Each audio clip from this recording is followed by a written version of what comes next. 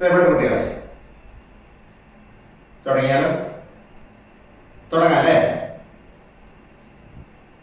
എന്താണ് ഇന്നിപ്പോ ചെയ്യാൻ? എന്ത് ചെയ്യണം? ഒന്ന് ആലോചിക്കട്ടെ കേട്ടോ.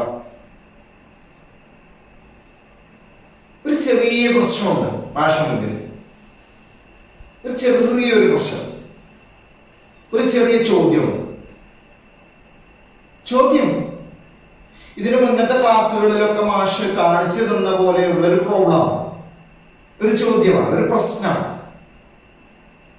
നോക്കാം, നോക്കിയാലോ? ചോദ്യം നിങ്ങളുടെ മുന്നിലുണ്ട്.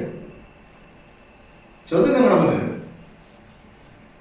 ഒരു വികരണത്തിന്റെ നീളം 8 സെന്റിമീറ്റർ, അതിന്റെ ഒരു വശം 6 സെന്റിമീറ്റർ ആയ, എന്നാൽ ഇവ തമ്മിലുണ്ടാക്കുന്ന കോൺ 40 ഡിഗ്രി ആയ ഒരു സാമാന്തരികം നിർമ്മിക്കുക.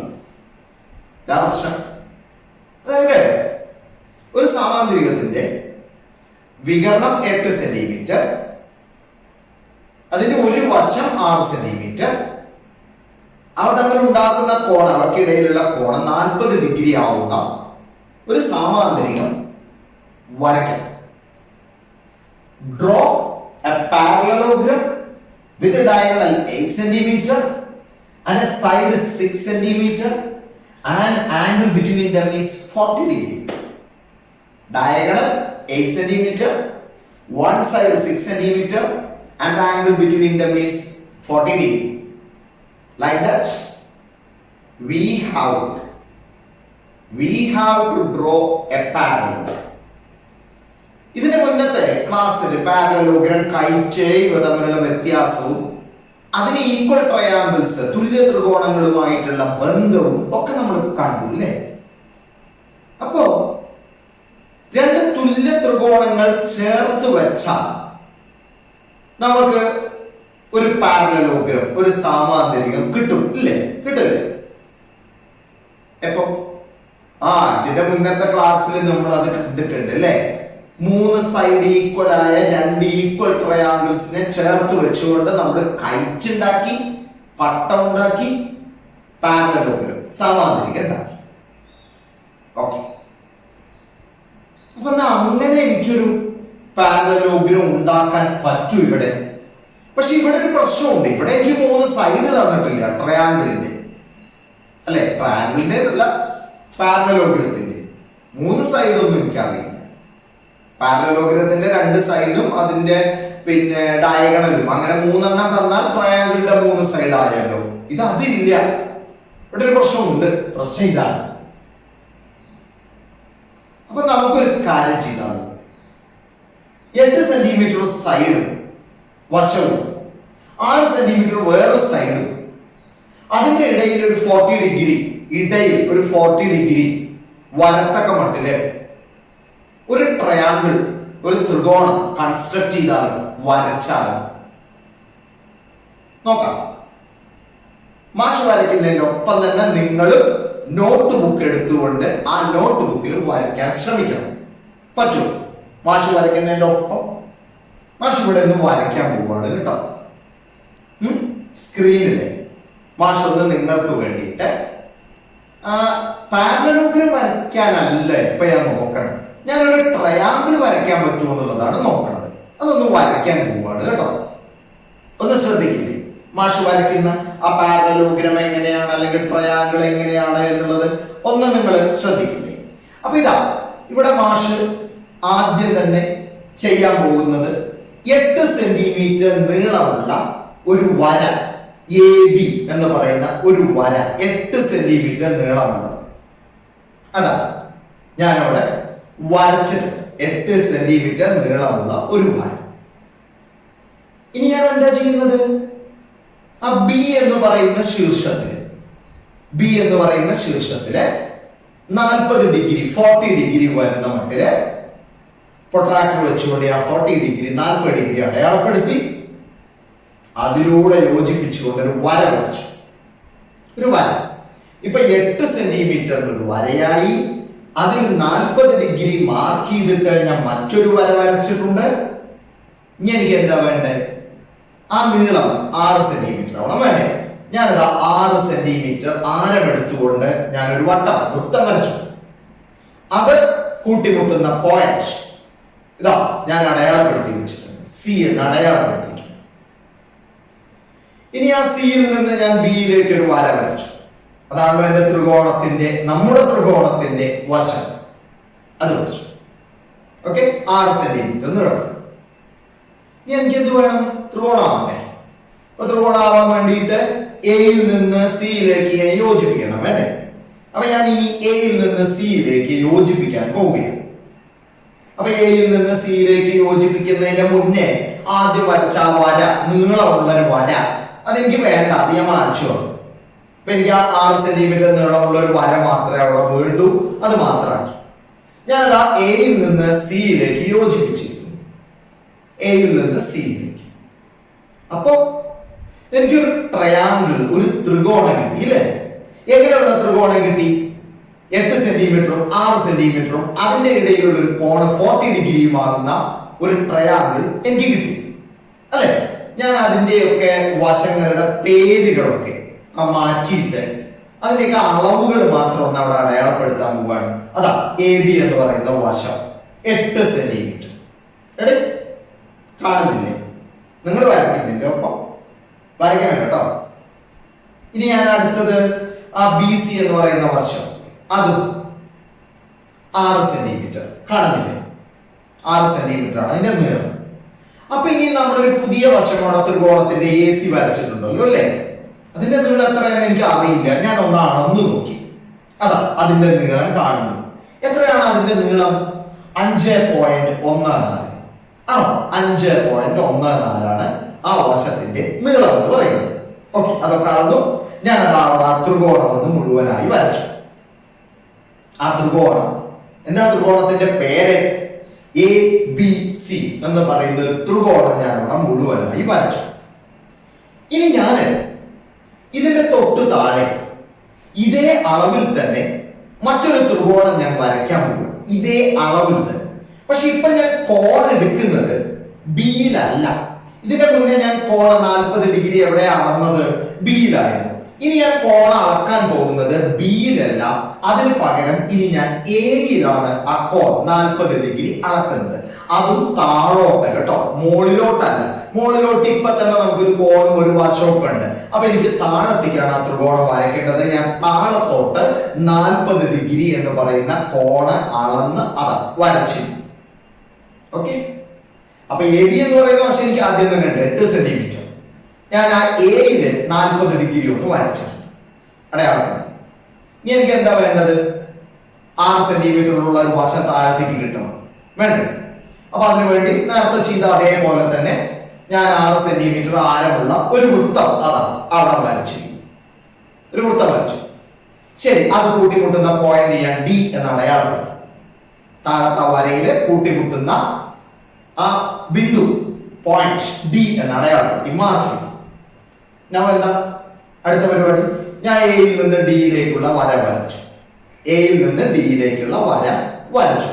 ഓക്കെ, നേരത്തെ അതേപോലെ തന്നെ എക്സ്ട്രാ ഉള്ള വരയിൽ എനിക്ക് വേണ്ട, അതൊക്കെ ഞാൻ വാങ്ങിച്ചോ. ഓക്കെ, അപ്പൊ എനിക്ക് എ ഡി എന്ന് പറയുന്ന 6 സെന്റിമീറ്റർ നീളമുള്ള വര കിട്ടി. ഞാൻ നേരത്തെ ചെയ്ത അതേപോലെ തന്നെ ബിയിൽ നിന്ന് ഡിയിലേക്ക് യോജിപ്പിച്ചു. ബിയിൽ നിന്ന് ഡിയിലേക്ക് യോജിപ്പിച്ചു. അപ്പൊ എനിക്ക് അടിയിൽ ഒരു ത്രികോണം കിട്ടി അല്ലേ? എ ബി ഡി എന്ന് പറയുന്ന ഒരു ത്രികോണം എനിക്ക് കിട്ടി. മോളിൽ എ ബി സി എന്ന് പറയുന്ന ഒരു ത്രികോണം കിട്ടിയിട്ടുണ്ട്. താഴത്തെ എ ബി ഡി എന്ന് പറയുന്ന ഒരു ത്രികോണം കിട്ടിയിട്ടുണ്ട്. ഞാൻ അതിന്റെയും വശങ്ങളുടെ അളവുകളൊന്ന് അവിടെ അടയാളപ്പെടുത്താൻ പോവുകയാണ്. എ ഡി എന്ന് പറയുന്ന വശം 6 സെന്റിമീറ്റർ ആണ് നമ്മൾ എടുത്തിരിക്കുന്നത്. എ ബി നമുക്ക് ആൾറെഡി അറിയാം 8 ആണ്. ഇനി അതാ ബി ഡി എന്ന് പറയുന്ന വശം ഞാൻ ഇപ്പൊ അടയാളപ്പെടുത്തിയിരിക്കുന്നു 5.14.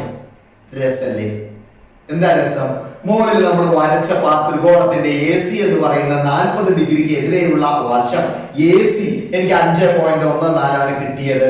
താഴത്ത് 40 ഡിഗ്രിക്ക് എതിരെയുള്ള ബി ഡി എന്ന് പറയുന്ന വശവും 5.14 എന്നാണ് കിട്ടിയിരിക്കുന്നത് അല്ലേ?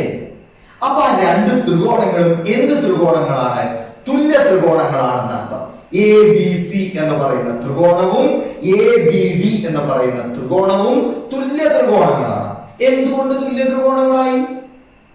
എന്തുകൊണ്ടായി? അതന്നെ, അത് തന്നെ. എന്താ സാറേ, അതിന്റെ 3 വശങ്ങളും തുല്യാണ്. മുകളിലുള്ള എ ബി സിയുടെ 3 വശങ്ങളും താഴെയുള്ള എ ബി ഡിയുടെ സമാനമായ വശങ്ങളോട് കറസ്പോണ്ടിങ് സൈഡ്സിനോട് ഈക്വൽ ആണ്. So we can say that triangle A B C is equal to triangle A B D. അല്ലേ? ട്രയാങ്കിൾ എ ബി സിയും ട്രയാങ്കിൾ എ ബി ഡിയും തുല്യമാണ്. ഞാൻ എന്താണ് സത്യത്തിൽ ഇവിടെ ചെയ്തത്? ഞാൻ ചെയ്തത് ഇത്രയേ ഉള്ളൂ. എ ബി സി എന്ന് പറയുന്ന ഒരു ത്രികോണം നമുക്ക് ആവശ്യപ്പെട്ട അളവിൽ 8 സെന്റിമീറ്ററും 6 സെന്റിമീറ്ററും അതിന്റെ ഇടയിൽ 40 ഡിഗ്രിയും വരത്തക്ക മട്ടിൽ ഞാൻ വരച്ചു.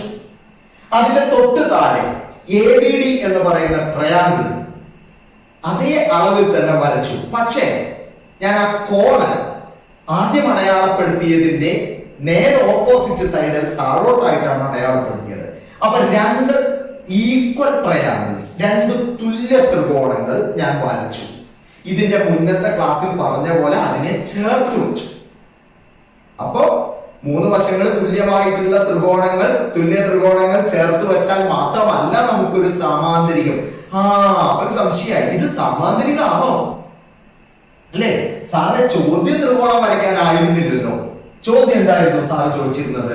ഡ്രോ എ പാരലലോഗ്രം എന്നായിരുന്നു. അപ്പൊ ഇത് സാർ പാരലലോഗ്രം ആണോ? അതൊരു സംശയം. എങ്ങനെയാണ് ഇതിനെ പാരലലോഗ്രം ആണ് എന്ന് നമുക്ക് പറയാൻ പറ്റുക? നമുക്ക് നോക്കാം, അല്ലേ?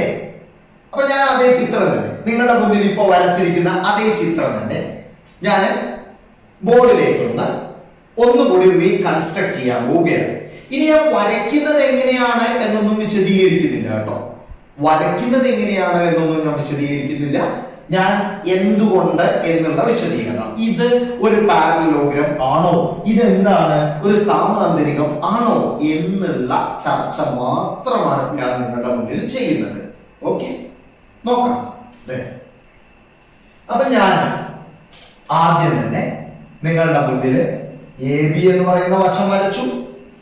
അതുപോലെ തന്നെ അതിന് ബിയിൽ 40 ഡിഗ്രി മാർക്ക് ചെയ്തുകൊണ്ട് 6 സെന്റിമീറ്ററിൽ ഒരു വര വരച്ചു 40 ഡിഗ്രിയിൽ. അപ്പൊ ഇതിന് ഞാൻ പേര് കൊടുത്തു എ ബി. ഓക്കെ, ഇത് 6 സെന്റിമീറ്റർ സി എന്ന് പേര് കൊടുത്തു. അപ്പൊ ഇത് 8 സെന്റിമീറ്ററിലാണ് ഞാൻ വരച്ചിരിക്കുന്നത്, ഇത് 6 സെന്റിമീറ്ററിലാണ് ഞാൻ വരച്ചിരിക്കുന്നത്, ഇത് 40 ഡിഗ്രി ആയിട്ടാണ് ഞാൻ വരച്ചിരിക്കുന്നത്. ഓക്കെ, ഇനി ഞാൻ എയിൽ, ഓക്കെ എയിലാണ് കേട്ടോ, എയിൽ 40 ഡിഗ്രി തന്നെ പ്രൊട്രാക്ടർ വെച്ചുകൊണ്ട് ഞാൻ വീണ്ടും 6 സെന്റിമീറ്ററിൽ ഒരു വര വരയ്ക്കും. 6 സെന്റിമീറ്ററിൽ ഒരു വര വരയ്ക്കും. ഇവിടെയുള്ള നീളം കൃത്യമായി താഴോട്ട് വരത്തക്ക മട്ടിൽ ഞാൻ വരച്ചു 40. ഞാൻ ഇങ്ങോട്ട് യോജിപ്പിക്കുന്നു. ഇതാണ് ഞാൻ ആദ്യം വരച്ച ട്രയാങ്കിൾ എ ബി സി, അല്ലെ? ഇതിന്റെ നീളം എനിക്ക് എത്രയാണ് കിട്ടിയത്? 5.14. അതേപോലെ ഇതാണ് എന്റെ triangle A B D. A B D എന്ന് പറയുന്ന ത്രികോണം, ഇതിന്റെ സൈഡും എത്ര തന്നെയാണ് എനിക്ക് കിട്ടിയത്?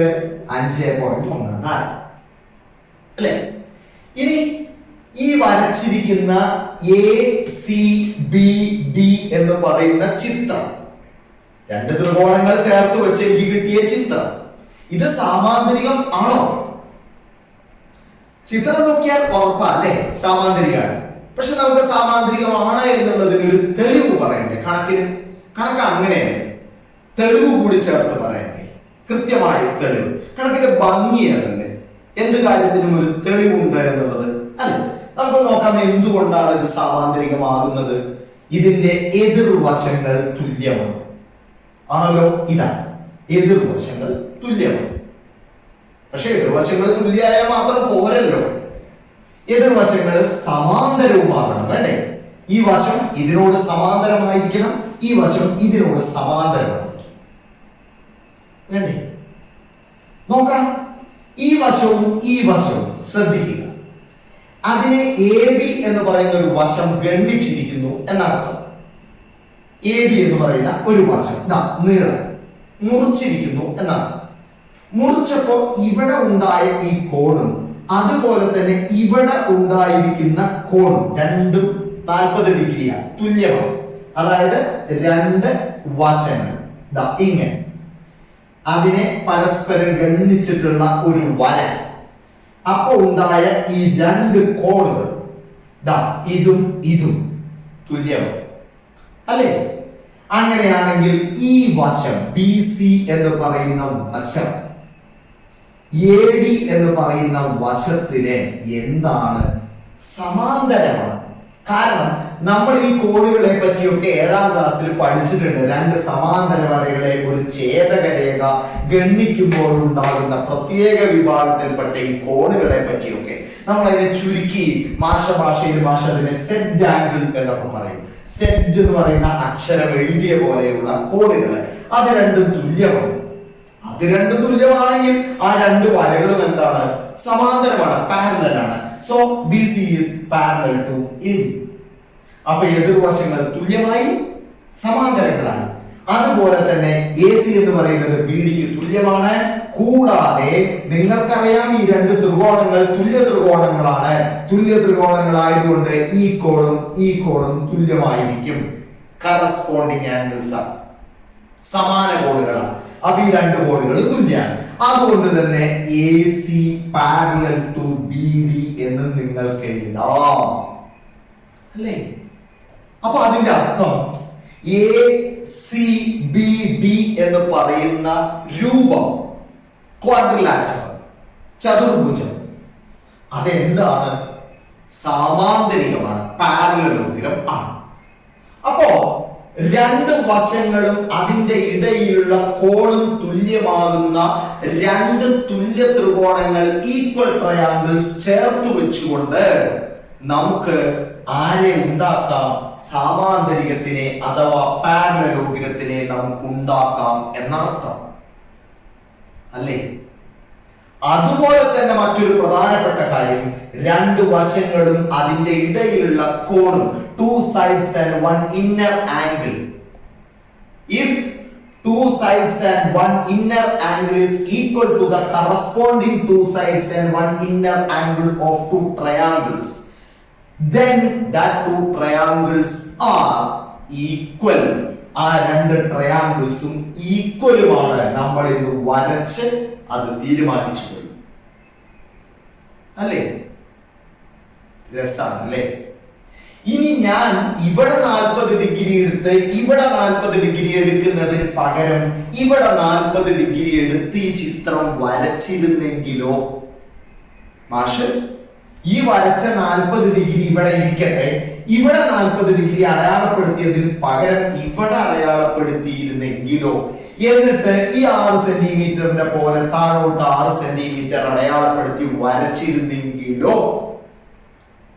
ഒരു ചോദ്യം. ചോദ്യത്തിന്റെ ഉത്തരം നിങ്ങൾ വരച്ചു നോക്കി കണ്ടെത്തുക. ഓക്കെ? എന്നിട്ട് മാഷോട് പറയും എന്തായിരിക്കും. So it's A question for you. നിങ്ങളുടെ മുന്നിൽ കിടക്കട്ടെ ആ ചോദ്യചിഹ്നം. ഓക്കെ അല്ലേ? എങ്കിലും ഒരു ചെറിയ ചോദ്യം കൂടി പറഞ്ഞുകൊണ്ട് നമുക്ക് നിർത്താം. ഇതുമാണ് പി. അതേപോലെ തന്നെ എഫ് ഡിയുടെ മധ്യബിന്ദുവുമാണ് പി. അങ്ങനെ അല്ലെ? ചോദ്യം കുറച്ചുകൂടി എളുപ്പമായിട്ട് അങ്ങനെ അതായിരിക്കും കുറച്ചും കൂടി ഉചിതം. അപ്പോ പി എന്ന് പറയുന്നത് നമുക്ക് പ്രൂവ് ചെയ്യേണ്ടതാണ് A F is equal to B D എന്ന് പറയുന്നത്. ഓക്കെ?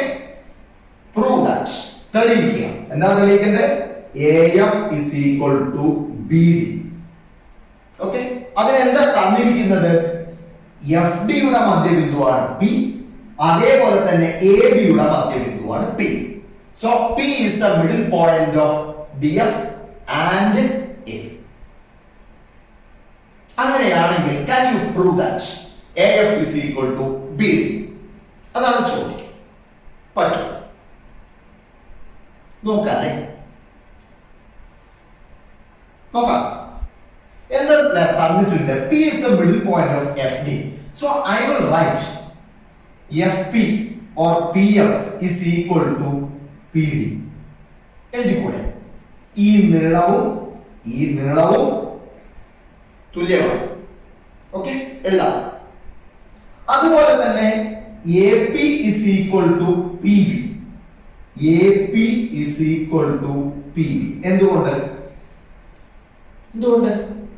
P എന്ന് പറയുന്നത് AB യുടെയും മധ്യബിന്ദുവാണ്. അപ്പോ ഇവിടെ ഒരു ട്രയാങ്കിൾ ശ്രദ്ധിക്കുക, APF. ഓക്കെ, അതുപോലെ തന്നെ താഴത്തൊരു ട്രയാങ്കിൾ ശ്രദ്ധിക്കുക, BPD. ഓക്കെ, അപ്പൊ രണ്ട് ട്രയാങ്കിൾസ്, ഒന്ന് ഇതാ, ഒന്ന് ഇതാ. ആ രണ്ട് ട്രയാങ്കിൾസും തുല്യമാണോ? ചിത്രം നോക്കുമ്പോൾ തുല്യമാണ് എന്ന് തോന്നുന്നുണ്ട് അല്ലെ? ചിത്രത്തിനെ മാത്രം എപ്പോഴും വിശ്വസിക്കരുത് കേട്ടോ. ചിത്രം മാത്രം നോക്കിക്കൊണ്ട് നമുക്ക് ഒരു കാര്യവും ഉറപ്പിക്കാൻ പറ്റില്ല. പക്ഷെ കാണുമ്പോൾ തോന്നുന്നുണ്ട് അല്ലെ? ഒരു എനിവേ ഈ ട്രയാങ്കിളിന്റെ രണ്ട് സൈഡുകള് ഈ ട്രയാങ്കിളിന്റെ രണ്ട് സൈഡുകളോട് കറസ്പോണ്ടിങ് സൈഡിനോട് ഈക്വൽ ആയി കിട്ടി. അഥവാ ഇത് ഇതിനോട് ഈക്വൽ ആയി, ഇത് ഇതിനോട് ഈക്വൽ ആയി. ഓക്കെ, അതുപോലെ തന്നെ മാഷ് ഈ ആംഗിളും ഈ ആംഗിളും ഈക്വൽ ആണ് എന്ന് പറയും. Angle FPA is equal to angle DPB എന്ന് മാഷ് പറയും. ഓക്കെ, എന്തുകൊണ്ട്? അതന്നെ, എന്തുകൊണ്ട് സാർ? അത് രണ്ടും ഓപ്പോസിറ്റ് ആംഗിൾസ് ആണ്. നമ്മൾ കഴിഞ്ഞ 7ാം ക്ലാസ്സിലൊക്കെ പഠിച്ചിട്ടുള്ളതാണ്. ആംഗിൾ പ്രോപ്പർട്ടിയില് രണ്ട് ലൈനുകൾ പരസ്പരം കൂട്ടിമുട്ടുമ്പോൾ ഉണ്ടാകുന്ന ഓപ്പോസിറ്റ് ആംഗിൾസ് ഈക്വൽ ആണ്. So this angle is equal to this angle. So what happened now? എന്താ സംഭവിച്ചത്? ഈ ട്രയാങ്കിളിന്റെ രണ്ട് സൈഡുകൾ ഈ ട്രയാങ്കിളിന്റെ രണ്ട് സൈഡുകളോട് ഈക്വൽ ആണ്. അതിന് പുറമെ ആ രണ്ട് സൈഡുകൾക്കിടയിലുള്ള ആംഗിൾ ഈ രണ്ട് സൈഡുകൾക്കിടയിലുള്ള ആംഗിളിനോട് ഈക്വൽ ആണ്. So clearly I can tell that triangle AFP is equal to triangle BPD. അല്ലേ? ഈ മോളിലുള്ള ട്രയാങ്കിൾ താഴത്തുള്ള ട്രയാങ്കിളിനോട് ഈക്വൽ ആണ്. അപ്പൊ എന്താ സംഭവിച്ചത്? രണ്ട് ട്രയാങ്കിളുകൾ ഈക്വൽ ആണെങ്കിൽ അതിന്റെ മൂന്ന് സൈഡും ഈക്വൽ ആവില്ലേ? പരസ്പരം കറസ്പോണ്ടിങ് സൈഡ് ഈക്വൽ ആവില്ലേ? അല്ലെ? ഈ ട്രയാങ്കിളിന്റെ മൂന്ന് സൈഡ് ഈ ട്രയാങ്കിളിന്റെ മൂന്ന് കറസ്പോണ്ടിങ് സൈഡ്സിനോട് ഈക്വൽ ആവില്ലേ? സമാന വശങ്ങളോട് ഈക്വൽ ആവില്ലേ? ഇത് ഇതിനോട് ഈക്വലായി, ഇത് ഇതിനോട് ഈക്വലായി. അപ്പൊ പിന്നെ ഒന്നും നോക്കേണ്ട ആവശ്യമില്ല. ഇത് ആരോട് ഈക്വലായി? ഇതിനോട് ഈക്വലായി അല്ലെ? So we can say that AF is equal to BD. Clear ആയോ? AF is equal to BD. അപ്പൊ അത് പ്രൂവ് ചെയ്യാൻ വേണ്ടി നമ്മൾ എന്താ ചെയ്തത്? ഈ രണ്ട് ത്രികോണങ്ങൾ തുല്യമാണ് എന്ന് തീരുമാനിച്ചു. എങ്ങനെ തീരുമാനിച്ചു? രണ്ട് വശങ്ങളും ഇടയിലുള്ള ഒരു കോണം എടുത്തുകൊണ്ട്, 2 സൈഡ് ആൻഡ് 1 ഇന്നർ ആംഗിൾ എടുത്തുകൊണ്ട് രണ്ട് ട്രയാങ്കിളും ഈക്വൽ ആണ് എന്ന് നമ്മൾ തീരുമാനിച്ചു, പ്രൂവ് ചെയ്തു. അപ്പൊ നമുക്ക് അതിന്റെ രണ്ട് സൈഡ് AFഉം BDയും ഈക്വൽ ആണ് എന്ന് പറയാൻ പറ്റി. ഓക്കെ ആണ്? ഇനി ഈ ചിത്രത്തിൽ വേറെയും കുറച്ച് രസങ്ങൾ കൂടിയുണ്ട് കേട്ടോ. അടുത്ത ചോദ്യം, ഇതിൽ വേണമെങ്കിൽ ഈ ചിത്രത്തിൽ നമുക്കൊരു ചോദ്യം കൂടി ചോദിക്കാം. BC അതേപോലെ തന്നെ EF ചിത്രം നോക്കാം. BC EF അത് രണ്ടും പാരലലാണോ? എന്റെ അടുത്തൊരു ചോദ്യം. BC എന്ന് പറയുന്ന സൈഡ് EFന് പാരലൽ ആണ്. Is BC is parallel to EF ആണോ? ആണോ? സംശയല്ലേ? പാരലൽ ആകുമോ? സർ ചിത്രം കണ്ടാ തോന്നുന്നുണ്ട്. അത് ശരിയാ, ചിത്രം കണ്ടാ തോന്നുന്നുണ്ട്. പക്ഷെ ചിത്രം കണ്ടുകൊണ്ട് പറയാൻ പറ്റുമോ? അങ്ങനെയാണെങ്കിൽ ഞാൻ നിങ്ങളോട് ഒരു ചെറിയ സംശയം ചോദിക്കട്ടെ. ഈ ആംഗിളിനോട് ഈക്വൽ ആണോ? ആണോ? ആണ്. എന്തുകൊണ്ട്? ഈ രണ്ട് ട്രയാങ്കിൾ ഈക്വൽ ആണെങ്കിൽ സാർ അതിന്റെ കറസ്പോണ്ടിങ് ആംഗിൾസ് ഈക്വൽ ആവില്ലേ? അങ്ങനെയാണെങ്കിൽ ഈ രണ്ട് ആംഗിൾസ് ഈക്വൽ അല്ലേ? ആ രണ്ട് ആംഗിൾസ് ഈക്വൽ ആണെങ്കിൽ ഇതിന്റെ മുന്നേ സാറ് പറഞ്ഞ പോലെ സെറ്റ് ആംഗിൾസ് ഈക്വൽ ആയില്ലേ? അങ്ങനെ ആ രണ്ട് ആംഗിൾസ് ഈക്വൽ ആയി കഴിഞ്ഞിട്ടുണ്ടെച്ചാൽ ഈ സൈഡ് എന്ന് പറയുന്നത് ആർക്ക് ഈക്വൽ ആയി? ഈ സൈഡിനോട് ഈക്വൽ അല്ല, പാരലൽ ആയി മാറി അല്ലെ? സമാന്തരമായി മാറി. So EF is parallel to BC ആണല്ലോ അല്ലേ? കാര്യം മനസ്സിലായിട്ടുണ്ടല്ലോ. ഒരു ചെറിയ കാര്യം കൂടി ഞാൻ ചോദിക്കാം. BE എന്ന് പറയുന്നതിന്റെ മധ്യബിന്ദുവാണ്, മിഡിൽ പോയിന്റ് ആണ് Q.